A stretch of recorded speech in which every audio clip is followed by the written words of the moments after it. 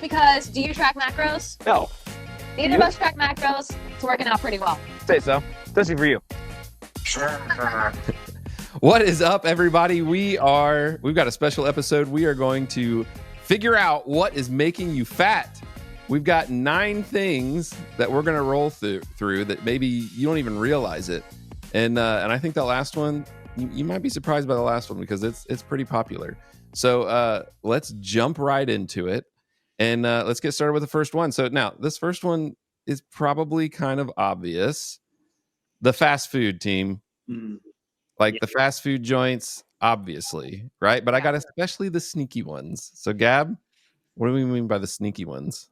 Yeah, so there's a lot of fast food out there that we have sort of universally categorized as like healthy fast food. The things that come to mind are Panera, Chipotle, these things that present as very sort of like, nutritionally sound, that are ultimately covered in oil. The portions are crazy. There are so many extra ingredients. And so if you're skipping bringing your lunch to work every day and stopping at Chipotle to get even a bowl, or Panera to get some kind of big salad, you are in for a rude awakening, because guess what, fam? It is making you fat. Nice. Especially those salads too, like the McDonald's salads with all, like, so terrible, like with the total calories. You're better off almost getting like the just like a fried chicken sandwich. It has lower calories than like the salads. Yeah. It's crazy, Yeah, because you like load up on the salad dressing and cheese and those kind of like really high calorie things, right? Yeah. Yeah. Right. And, the interesting thing, Joel, about what you're doing is you're kind of using this nutrition calculator that's predicated on the employee who's working there giving you the correct portion size. And of course, as you know, if you do guacamole or sour cream or something high in fat, this measurement is based on a very specific amount, but sometimes they're in a rush. It's lunch hour. It's, it's a little crazy. They're taking a giant heap and throwing it on and moving to the next one. So you're not getting very, carefully measured portions. You're just getting a boatload. And it's very easy to go over and very hard to kind of understand how much you're eating. Yeah, for sure. Well, and I mean, I'm at 960 calories on one bowl, and I marked all the normal stuff, right? Like, I just don't think people realize like how quickly that counts up, right? Yeah. So that's why it's a burrito bowl, right? And look at the protein. It's probably less than that with the scoop of protein. They give you like the least they of the stuff that you need. Yeah, they dip you in the protein. So all around, I mean, it's wild. Yeah, for sure. So yeah, sorry Chipotle fans. It's you gotta adjust what you put in your bowl. Now, if you were a CBG client, you would probably have access to a guide that would help you to get through that Chipotle bowl and figure out how you could make the bowl to fit your blueprint. So just throwing that out there for you. Shout out Coach Amanda, who made an incredible guide that contains all of the kind of typical fast food places, but also places like pub food and diner food and stuff like that isn't necessarily associated with a brand. Our clients, they get top of the line stuff. So they know. There you go. So maybe something to consider, Justin, if they DM you, if someone's watching this and they DM you, maybe the popularity of putting out a guide or something. Do that sometimes. We can make that happen. Yeah. All right, next one coming up. Now this one, I don't know. People might riot. Starbucks drinks. I've never heard someone call it Starbies. Oh, my wife is gonna like this. She I don't know. I don't know. It's like a influencer thing or something. I don't know. She called it Starbies one time, and I'm like, "What are you talking about?" Sounds like Arby's. I know it was goofy, but yeah, the Starbucks drinks, right? I mean, oh my goodness, they're loaded with stuff. Yeah, they're like upwards of 500 to 1,000 calories, right? For like the large. With the creams, the sugars, the additives that they have in there. The whipped cream, the sprinkles, Yeah. And they have them like just put up on the board to like make it easy to order that thing, right? And then of course they get more money for that versus like, oh, can I just have like a black iced coffee, right? Mm-hmm. And so yeah, the macronutrients on these I know are freaking Yeah. It's a milkshake. Like, don't be confused. You can put a shot of espresso into a milkshake and call it a coffee all you want, but we know the truth. It's a milkshake. Yeah. That is probably the 12 ounce too, right? Oh wait, no, okay. So 16 ounces. Most people get the grande. Nobody gets a tall. Everybody gets a grande or a venti, right? So 480, and what's the venti? 590 for a drink, not even food, like a drink. Crazy. That's freaking crazy. Yeah. That's insane. Cookie crumble frappuccino. Like, who even came up with that? Wild. Cookie Crumble is in a paid partnership with them, probably. I'm sure. Yeah, no, that's insane. That's insane. Well, I think maybe I don't want to give anything away about the last one, so I'll come back to that. Yeah. To the end. All right. Let's see. What do we got next here? All right. I was guilty of this. The kids' plate. Man. Constant. Gab. I remember having a conversation with Gab about it. She's like, stop. Because I would do the thing where I'd have to like check if it's poison. Right. And I would like take a bite and I'd be like, Such yeah, a it's not dad. poison. But yeah, finishing off the kids' plate. What's the big deal, Gab? Yeah. Come on. Well, we tend to feed our kids things that they are willing to eat, right? For better or for worse. And kids often don't finish their plate. And I think that's fine, right? We've sort of done some damage to the psyche of the average American by telling them they have to clear their plate. So yeah, kids have leftovers on their plate, but that doesn't mean that they're void of calories. It doesn't mean that nutrition doesn't count, right? So if you follow your blueprint all day and do a really good job and then have the last few bites of your kids' food, that could take you out of a caloric deficit. And so these foods are still, they have nutritional value, they have calories, they have, things that are going to add up. And so if you're mindlessly eating them in between meals, it's going to be a problem. Yeah. I think too, like, it's not your food. Yeah. It's not your food. It's your kid's food. And if they don't eat it, you container it back up, you put it in the thing, or you throw it out. It's not your food. I mean, that's just the way that I look at it, and put a portion size on their plate. They're going to eat. And if they want to eat more, of course, like, you get them more, right? But putting like a load of amount on their plate just because you want to make sure they eat enough and eat a lot, they never eat enough. If it's a common reoccurrence, like, give less on the plate each time so that there's less leftovers on their plate, Yeah.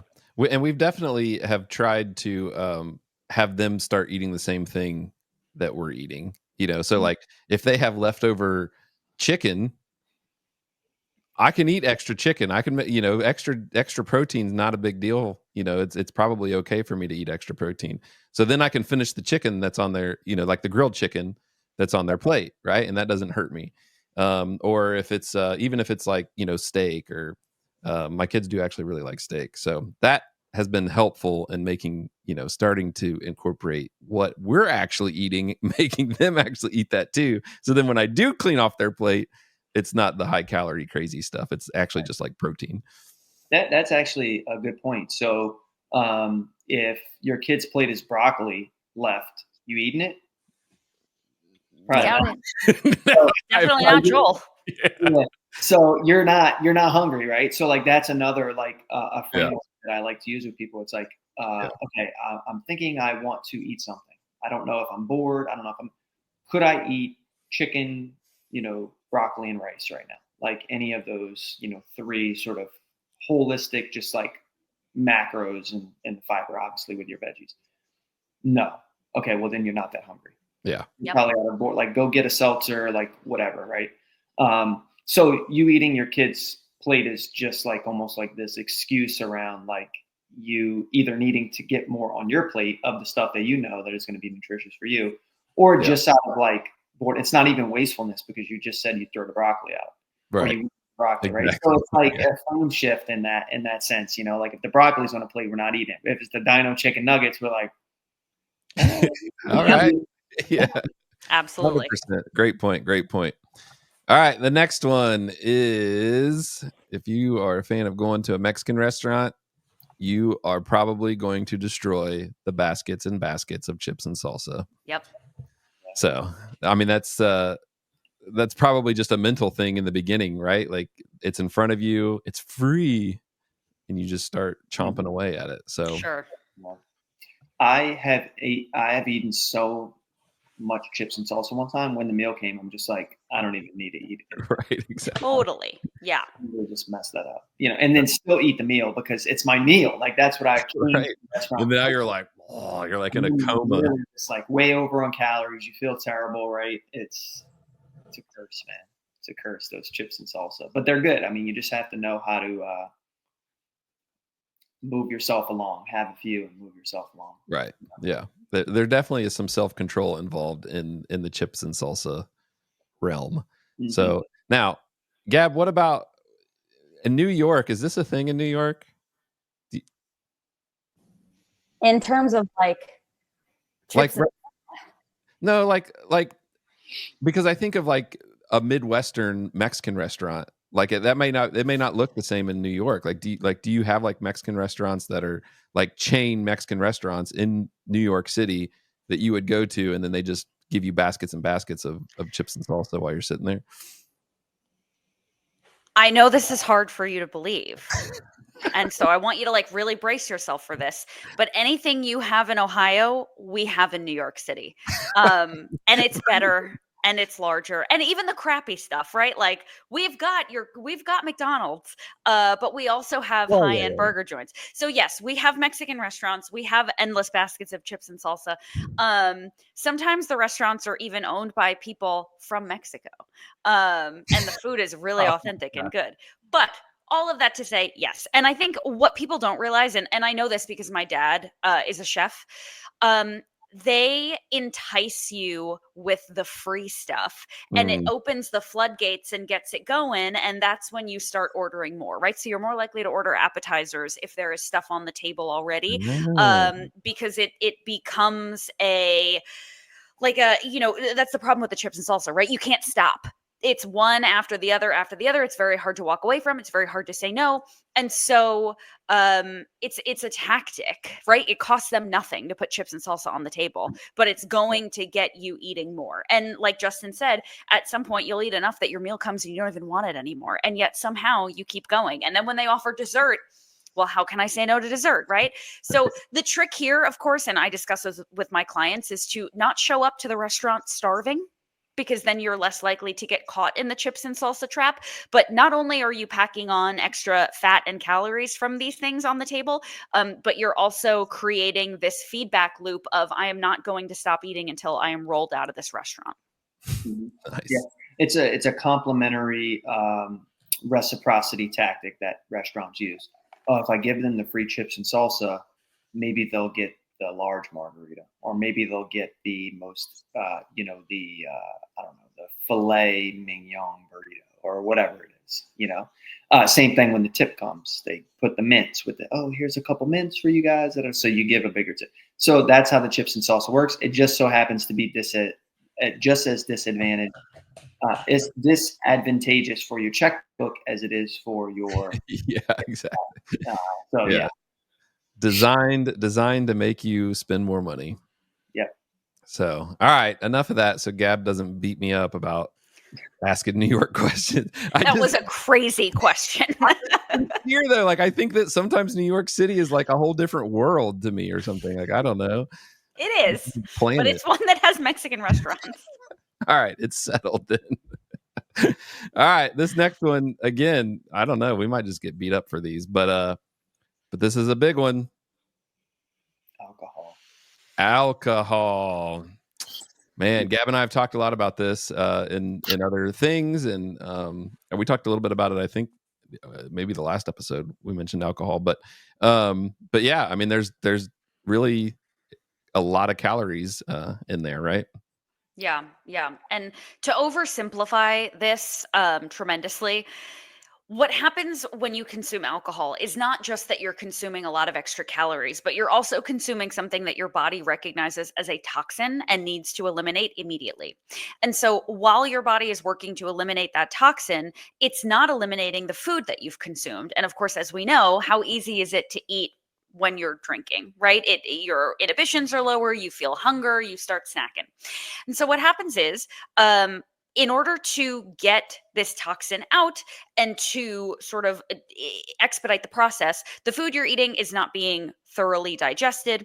And so, while protein and carbohydrates need to be broken down into amino acids and glucose, respectively, fat doesn't get broken down into anything. Fat is ingested as fat and it is digested as fat. It does not change shape or form at all. And so the fat that you consume doesn't really go through any process and it does exactly what you think it does. So drinking alcohol makes the food that you eat, particularly the fat that you eat, much more damaging because it is not being done, it's not being utilized as energy at all. And so that's why we associate people that do a lot of drinking with like having a beer belly, right? Or having excess visceral fat, because it's just easier to store fat when you have alcohol in your system. Interesting. Yeah, you have to burn usually you burn most of the alcohol. It's not exactly like that, but a lot of it needs to be Right. Utilized, metabolized, stuff like that before any of your other food macros and things you've eaten start to metabolize, right? And so, yeah, I think that alcohol has a couple different issues. Gab brought up a few. The calories that come with it, the alteration of the prefrontal cortex and decision-making skills, which lowers our ability to make good decisions when it comes to food. That's why we drink and drive sometimes and we act stupid. And the next day, our prefrontal cortex is also altered. We probably didn't sleep well or had good deep sleep because of alcohol, so we miss our workout. We continue to eat poorly. If you're drinking regularly, multiple drinks on the weekends, weekdays, and this is, your crux, I mean, it could be eliminating or moderating alcohol consumption could really, without changing anything else, right, really help you start seeing some improvements, not only in your weight loss and fat loss and your WODs and building better performance, but also like your mood, your business life and ambitions, financial relationships, all that stuff. I mean, it has a really huge impact on a lot of those things. Yeah, for sure. And when you talk about the calories too, it's, if you think of like a large margarita that's mixed with stuff or all the other types of mixed drinks that are mixed with like Coca-Cola or just you're adding up a lot of calories on that too. Yep. And imagine people that start their day with a venti frappuccino and end their day with a large margarita. It's like, whoa. Yeah, exactly. Which is a hint. That's a hint. If you've made it this far, that's a hint to where we're going to end up at. And one of the things that I want to bring up. So, all right, this next one, when Gab and I were talking about this had more to do with proportions, amounts, and number of servings, I think. Mm-hmm. What's that morning cereal?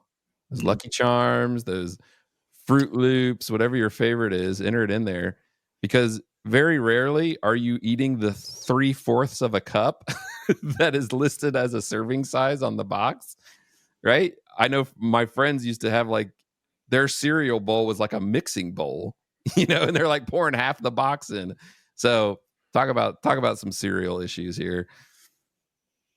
Yeah, so you're right. I mean, definitely with the portion sizes, Joel. People just pour cereal into a bowl. They just pour it, and that looks good.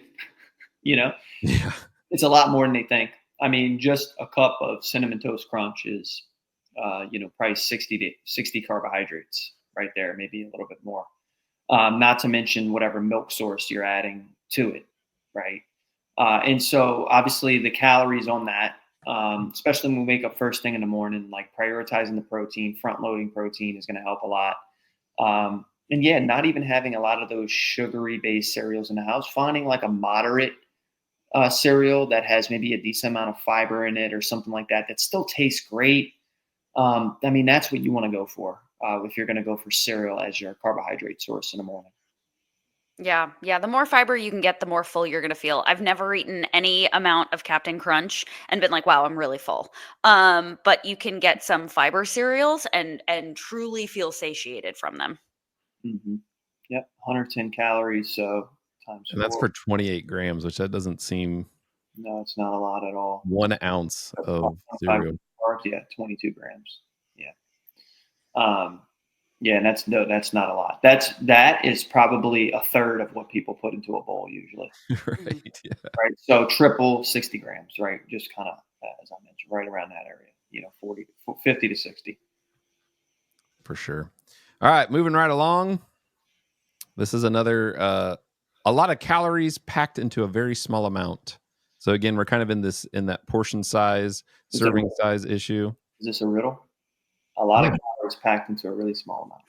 Yeah. Do you want to solve it? You got any guesses? What's the next? Give us another hint. You got another riddle? It's very smelly. Has a very distinct smell. Not like, well, you can put your own presupposition if it's bad or not. Has a very distinct smell. And I know what it is, and I'm confused. I'm not going to get it. All right, it's peanut butter. That was the only thing I could think of because when we got COVID back in 2020, I would noticed that I lost my sense of smell from the peanut butter jar, and I was like sniffing. I was like, I can't smell this peanut butter. So that's why I thought of that. So, but yeah, it's peanut butter. There's tons of calories, in that small, little serving size of peanut butter. Yeah, I think people underestimate. So, like for us, 2 tablespoons. If you don't have our macro cheat sheet, you can DM us on Instagram for it. It shows you how to go from the food to the macro to the portion size. Right, that's how we help people not track. And on the macro cheat sheet, it specifically explains 2 tablespoons of peanut butter is 15 grams of fat.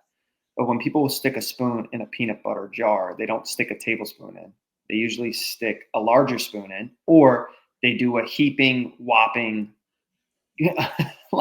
just a glob, basically, is what it is. And just 1 scoop alone is over, 2 tablespoons, 16 grams. There you go. 2 tablespoons, it's already 3 tablespoons on 1 spoon that they did. So I think, if you were about to die in a zombie apocalypse and you were in a basement and you needed one food to live off of, 100%, I'd choose peanut butter. Mm-hmm. That's the one that's going to have the biggest bang for your buck calorie wise. It has protein, carbs, and fat in it. So doesn't really sound like the most ideal thing to be, chewing on, or I don't know, just eating all day long when it comes to your any weight loss goal. But it can be moderated in the right amount. You just got to be specific. Yeah. I also think there's a misconception that people have where they assume it's a protein source and therefore the more the better. But of course, it's twice as much fat per serving than protein. And honestly, this is a very interesting nutrition label that you've pulled up, Joel, because typically I see where it's higher in fat than double for the protein. But of course, who knows, right? It depends on the brand, depends on whatever. But certainly it does have protein and we love that. And that's fabulous, but it is definitely a source of fat. It is not a solid protein source. So if that's where you're getting your protein from and you're really globbing it in there to make sure you get enough, you're packing on so many calories. And honestly, a ton of fat. Good stuff. All right. I don't have any riddles for this next one. Okay. But basically, we'll just throw it in there. It's pizza because it's so hard to just have one slice. So, Hey, Gab, do they have pizza in New York? not the pizza you're familiar with, Joel. Certainly. And I know that for sure. They call it a pie. It's funny, Joel, growing up, I said my dad is a chef. We were not allowed to have Domino's or Pizza Hut or anything because my dad is this big Italian New Yorker. And he was like, we have real pizza. You don't need to eat that shit. So I don't know the pizza you're familiar with, but I am familiar with real pizza. And it is so good. But damn, it is just really easy to overdo. It's this perfect storm of fat and salt and really carb heavy. I mean, it's like everything that we are ingrained biologically to want. And so it's very hard to walk away from. I do think that it's something that you can have in moderation for sure. But sort of know thyself, right? Like if you know that when the pizza comes in, you are not going to be able to have 2 slices and have maybe a side salad with some grilled chicken, you're going to be going for 6 of the 8 slices, then we need to really have another plan in place where maybe you don't show up starving. But Pizza is an easy grab and go. All jokes aside, like in New York, we have pizza places that don't have interiors. So you just walk by, they give you a slice on a paper plate and you eat it while you walk. It's the single most convenient food that they offer where I live. And so it makes it really easy. If you're hungry, like you don't even have to stop. You don't have to sit down. You don't have to take your coat off. You just grab it and go. But that adds up. Yeah. Yeah. With it being like highly palatable, and that scenario almost sounds like the best scenario for pizza, though, where you can only carry one slice with you and you're walking and doing a physical activity. That's probably the best way to consume pizza, because it's so highly palatable, with all those, that combination of ingredients that you said, that like, yeah, pizza is one of those foods that I probably will leave stuffed more often than any other, because I just want to keep eating more. So pizza can get me in trouble if I'm not on it. Yeah. Pizza. All right, last one. All right, so here was the one that I think we thought people might find surprising, right? But it's so healthy. They're so healthy. There's so much fruit in them, and yogurt. The smoothies and juicing. Yeah. They're just densely packed, right? With like so many calories once you like blend it up. And so many people add so many unnecessary things, especially like the smoothie kings and Dairy Queens and all their smoothies and everything. So much unnecessary additives that people put in here to make it sweeter, make it taste better. So yeah, this will definitely get you if you were, Smoothie King, wild. Yeah. It's definitely something you want to limit, and yeah, because they can have tremendous amount of calories in them for sure. Yeah. Look at this one, the peanut power plus. There you go. 780. Peanut butter. 2 of the 9 foods we went over in one Yeah, thing. exactly. Yeah. Where's the pizza smoothie, Joel? Pizza smoothie. I always tell people, if you're going to make a smoothie or a juice, right?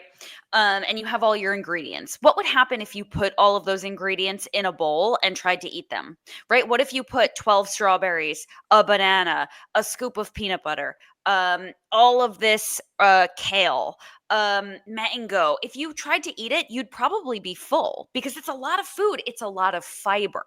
But when we blend it all together and drink it with a straw, there's no chewing, right? It's all the fiber has been destroyed. It's like pre-digested. So it's not going to keep you full. And it's really easy to take in and then be like, okay, now what? Whereas if you actually ate the ingredients, you'd probably be way more full. Yeah. Strawberry Hulk, dude. 13. Check out this. Are you looking at the Hulk one? Yeah, I'm looking at the strawberry one above it. Oh, the Hulk 1330. Yeah. Okay. So so look at this. So this column right here, I scrolled up to look. This is the protein. This is the sugar column. No. 197 grams of Are sugar you serious? for 37 grams of protein. That's worse than the Frappuccino. That's like a whole that's like a third of somebody's that is like the 1,200 calorie like unsustainable diet. Like you hit it with one whole, for the whole day. Yeah. Not 1,200 calories is very unhealthy. I'm just giving an example comparison of like, oh, I didn't eat 1,200 calories. You already ate over that with one Hulk strawberry smoothie. That's freaking nuts. And there's no way you're full. Like, I'd eat that and be like, all right, I'm ready for lunch now. Yeah, you can definitely eat more later. 100%. Yeah. Yeah. And so what you were talking about, Gab, is what I heard somebody one time talk about when they were it was actually one of the original CrossFit podcasts, like 2017 maybe. And they had somebody on there that had lost a very significant amount of weight. They were like 400 pounds or something like that. And they were asked, like how do you even eat that much? And he was like, oh no, it wasn't eating, it was liquid calories. And so that's kind of what I was getting at with like the Starbucks and the alcohol and some of those other things that we talked about. It's the liquid versions, and Gab, what you talked about too, and not chewing and all those things. But it's like packing all of those calories in something that you can just like drink so quickly Like that is something I think that really sneaks up on people that they don't understand. So I just wanted to point out that liquid calorie example. So Yeah. And we're not demonizing sugar, by the way. We're demonizing calories. Just make sure, Hiller. somebody's like, wait a minute, you said. Yeah, it's the amount here. Like a lot of this sugar in here is from the fruit, which is fructose. Totally fine. It's no problem, right? It's from the fruit, like a lot of it. Some of it's not, but a lot of it's from it. It's perfectly fine. It's the amount of it that's the issue. Yeah. Right. Not the substance in and of itself, you know. And if you made it at home, it would likely be significantly better. And that's not to say that it would make you feel any more full or have any more fiber. It will definitely, at minimum, be less added sugar because we don't know what kind of almond milk or whatever they're using and what they're putting in there. But we can probably surmise that they're adding sugar, like extra sugar, to make it taste good. Yep. Yeah, all this stuff like you feel, oh, yogurt and oh, coconut water, like adding all this stuff, you know, like it doesn't matter the ingredients so much can be individually healthy on their own, but it's the amount combined together that make all of these foods, honestly, all 9 of them, things that we're claiming here that are making you fat that you should moderate unhealthy, you know, in the long term. So yeah, I think if you're over consuming one of these foods, you probably know it. You immediately, when Joel said it, like, that's something I'm doing a little bit too much of. You need to figure out moderation strategies, which we've presented some here on the podcast today on how to do that and improve that, or replacement strategies, you know, some habit replacement strategies and stuff like that. And you will just doing that is going to drastically improve your overall nutritional based protocols and likely your body composition, you know.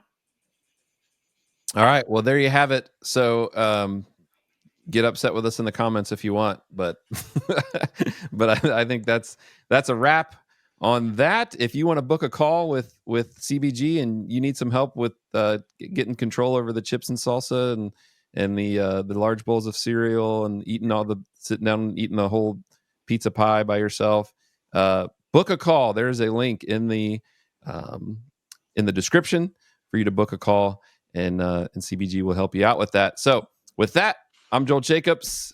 Justin, Gab, thanks for joining us, folks. Stay consistent and quit tracking those macros. We'll see you next time.